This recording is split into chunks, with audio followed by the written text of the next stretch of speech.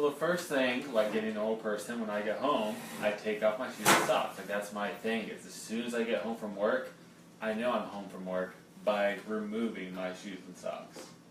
I even take my shoes off my desk at work sometimes. Hey, disciples, and welcome to Everyday Hope. Your daily inspiration from the Word of God. Does that worry you? Baby, you once walked around Target with no shoes on and painted toenails. That's true. Yeah. Not Sounds Walmart. really bad out of context. No. Target. Because Walmart would have been okay, right? Yeah. No one judges you at Walmart. So, this week we just want to highlight a couple of Bible stories, not because they're more important than others, but just because we want to Sandman. We want to take the time to present all of the Bible stories at some point in time. So every couple of weeks we'll take time to highlight a couple more Bible books of the Bible, and so Yeah. so Especially like for those of you who, maybe you know a little bit of the story, but you don't know the whole detail or in-depth meaning behind it. yeah, or even how it connects to the other stories, which is really just a whole lineage. But so Today, we want to talk about Esther. That is the most famous line or verse in the book of Esther, and it comes down to a crossroad.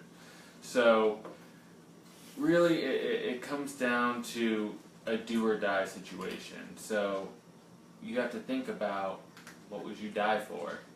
Now, I can count the things I would die for on one hand. I hope you can too. I hope you won't die for just anything like my car, my dog, my cat. If you're like my wife, you're like Gizmo, Luna, Mittens. Kidding. I want you to seem like a crazy cat lady. So that's 10 reasons. But realistically, the things I would die for are simple. The first thing I would die for is my faith. That's something you have to decide for yourself, is if you would die for your faith. You may think, Josh, I'll never be in a situation where I have to die for my faith. But I think you would surprise yourself. First off, if you were in another country for some reason, you could very easily be faced with a situation where you could die for your faith. I mean, we've all heard about what's been happening in Egypt, I'm sure. If not, feel free just to Google Egypt and Christians, and you'll see a lot of what's going on there. Secondly, though, I don't think any of us can be sure where America will be in 10, 20, 30, 40 years. Now, God hasn't given me a word to say that there's any trouble in the future of America. He hasn't given me any sort of feeling in my heart about that. But what I'm saying is, I know that in the Bible it talks about a time of tribulation, and I don't know when that time will be. But there will be a time where Christians are persecuted again, and it will be worldwide. So, saying that you will never be in that situation, I want to be so sure. It may be unlikely that would happen in our day and time. It may be likely it would happen. I don't know. God didn't give me a word on that. But it could happen.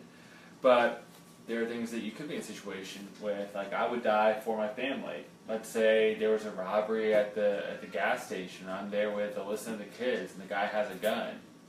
You bet I'm going to be the first person to try to stop him or give my family a chance to get out, even if it costs me or endangers my life. I'm not going to chance that he's probably not going to shoot anybody. I'm going to hold his arm down as long as I can for them to get out. I would die for my family. if that situation ever happens to us, can I sing Tim McGraw's Don't Take the Girl song? I don't know it. What? Oh, you need to go back to the 90s. I was born there. I don't plan on going back. It's a song that'll make you cry. So being born again doesn't literally mean... I'm kidding. So, obviously I would die for my family, I would die for my faith, and I think I would even go as far as to say I would die for a friend. If I was in a situation like that, or any situation where it came to my life or a friend's life, I would die. I think I would maybe die for a stranger's life. I think if I saw a mom at the gas station with her daughter, and they were fearful, and I was in line, and they were behind me, and the guy had a gun, I think I would give them the chance to escape. I really think that I would be bold enough to be able to make that commitment there. But that's it. So I think I can sum it up with basically my faith in human lives. Those are the only things I would die for.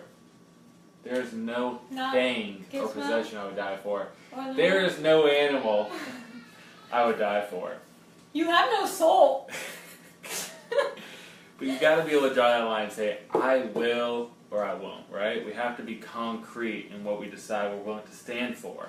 And I feel like that's what that book of Esther really comes down to, because her and her father, though seem like fairly good people, even though none of us are good people, one thing I noticed in the book is, though they are Jews, they're not following God's laws.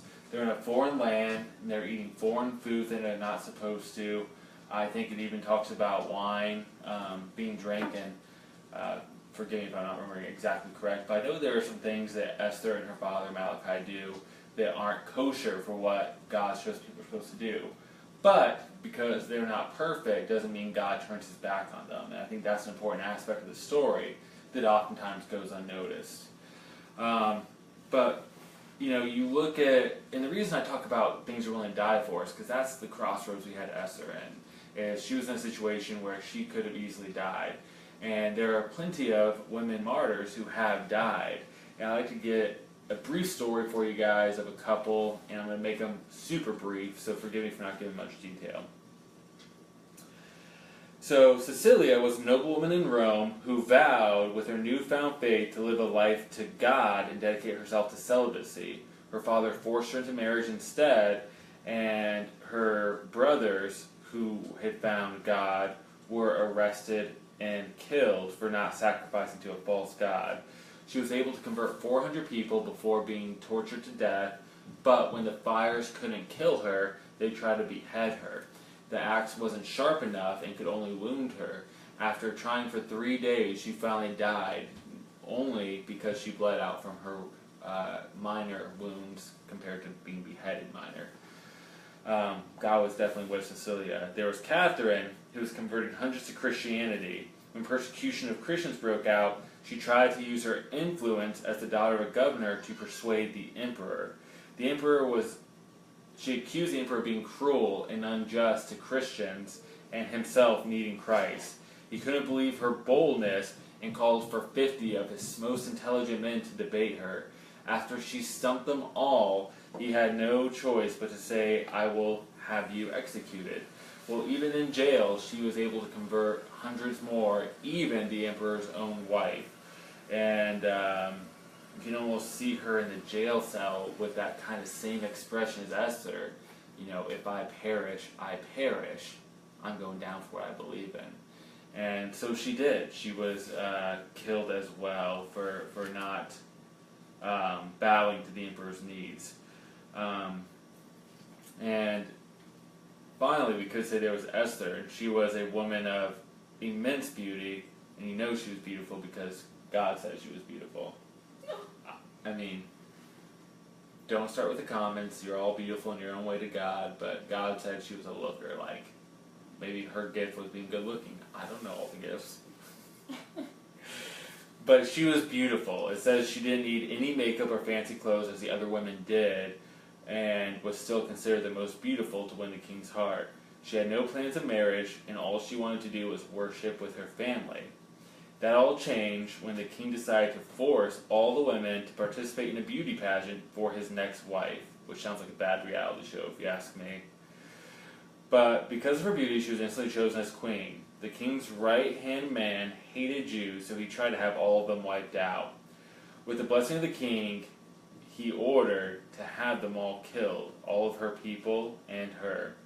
She went against the rules that had been placed by the king for women never to speak out, and decided to go to the king and speak the truth of what his right-hand man was trying to do. So, you can see her at the crossroads, having the right hand of the king and the king himself there to speak out in a time where that meant certain death with the new laws the king had written. You can see her speaking those words from Esther 4:16 of her own book, "If I perish, I perish." So, did Esther die? No. I'll spoil it for you. She didn't die. But she most certainly was under the impression that she would die. And though, like I said, they didn't stay true to everything, they were concrete in their faith. And I think that's a real story of Esther, is standing up for what you believe in. For standing up for those around you, even. And her story is basically that in a nutshell. You know, the king had a wife who was beautiful, and he tried to show her off when he was drunk. And she had enough of him tooling her around as his side piece, because he had lots of wives, so I guess I could call her that. No? But, anyway, so she had enough. She's like, I'm tired, I'm going to bed. And she tried to go to bed, and the king was mad that she disobeyed him, so he had her killed and said, from now on, if a woman speaks out against a guy or her husband, she will be killed. Simple as that. So he had a beauty contest where he forced women to participate. He chose Esther, and she now had this position of influence. The right hand of the king wanted to have everybody killed, all the Jews killed, because he resented them because of another situation that I don't have time to get into. But he resented them. So he made this whole plan, and Esther heard about it. Esther's father, Malachi, heard about it. He said, basically, you got to talk to the king. You have to stop this. Maybe that's why you were made queen. That's why God did this, is for this to happen. She goes, you know what will happen if I do, but I know this is the right thing to do. And she said the famous line, if I perish, I perish. So she made up in her mind, I'm going to do this thing. But she said, may all of you guys fast and pray for me that God watches over me in this time. So another lesson there is, you're only as strong as your prayer life. Esther knew that she needed prayer and how important it was. So she had all the women and men pray for her and fast and pray for her, leading up to this confrontation with the king to say, your best friend's trying to kill us all. He's being deceitful to you and kind of manipulating you to have us all killed. And so she hosted a banquet, invited them both, and then spoke truth to the king about the matter.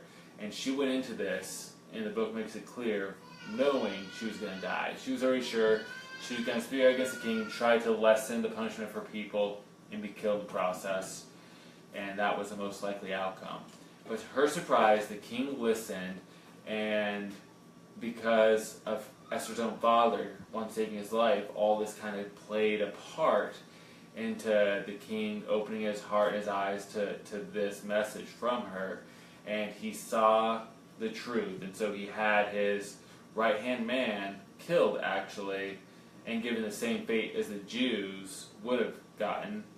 And he can't rewrite any laws, so he basically said, anybody who stands to the Jews, or anybody who tried to kill them, the Jews have the right to fight back and kill them, and they have my power to help. And so they were able to fight them off. So Esther didn't die. In fact, she was protected by God, despite her not being perfect, or her family. So I think we can all learn a lesson from Esther that a lot of times when a situation seems bad, it could be God setting us up for His purpose in the future. And when God calls on us in our moment, to have the courage to stand up and say, if I perish, I perish. That's the takeaway. Be men and women of courage, stand firm in your faith, and help those around you however you can. And don't think that every setback is a punishment from God, or is God trying to condemn you in some way. A lot of times what we can see as a punishment is God's way of setting us up for success in the future. Sometimes you got to go through tribulation to become righteous. Sometimes it takes going through the hard stuff to be prepared to accept the good stuff. I think that's something we all have to recognize. And that's something that Esther herself did not recognize until she was in the situation. And her father said, maybe you were placed there for that purpose. So, all good takeaways from that book. Yay, Esther! So, thanks for learning a little bit more about the book of Esther with us. And join us on Thursday as we go into a deeper dive into some of the deeper meaning of another book from the Bible. Don't forget, guys, never lose hope. You don't know what tomorrow may bring. See you guys tomorrow for Game day!